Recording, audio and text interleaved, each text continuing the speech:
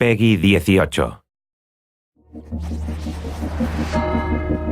Across the centuries, assassins and Templars wage a hidden war.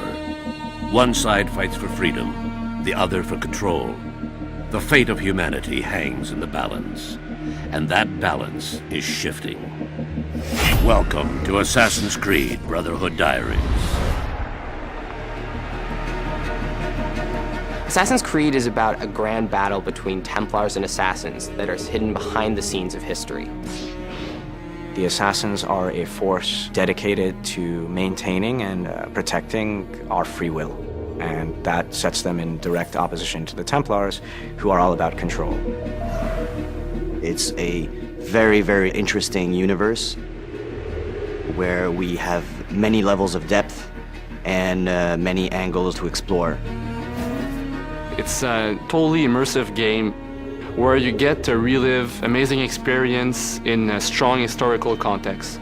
With Assassin's Creed, the fans are very important to us, and we know how many people are out there waiting for the next installment and are excited to see what's going to happen. So it's important on the story side that we deliver new twists, new turns, and that we continue the narrative the way we had begun. Assassin's Creed 1, as most of people know, was set in the Third Crusades during the 12th century. Assassin's Creed 2 was set in the Renaissance. This time around, we are going to focus especially on the city of Rome itself and on the life of Ezio, the second part of his life where he decides to build a new order, which we call the Assassin's Brotherhood.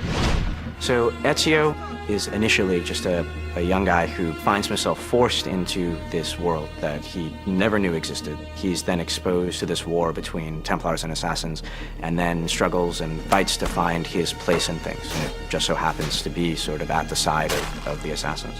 Assassin's Creed Brotherhood is a little bit like a new season of a great TV show. Assassin's Creed Brotherhood starts off at exactly the moment that Assassin's Creed 2 ended. So, when we made Assassin's Creed 2, we understood that Ezio's story was more epic than anything we could tell with one game.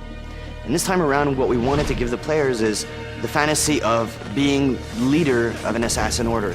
And it made sense for us to put the player in that position and have that extra responsibility of not only teaching them, but also recruiting them and molding the next generation of assassins. The player will be able to recruit new assassins, train them, and eventually send them on different types of missions. You will see many familiar faces in Assassin's Creed Brotherhood. Lots of characters that you knew before in Assassin's Creed 2 will return, but not necessarily the way you expect.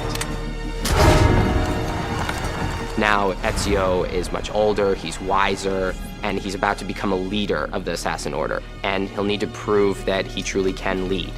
But things aren't going to go as planned. Next on the Brotherhood Diaries. We're introducing a fresh and unique multiplayer experience, so that's the first time we are doing that for the Assassin's Creed franchise. In Assassin's Creed Brotherhood, the player is going to get to actually create the Renaissance in Rome.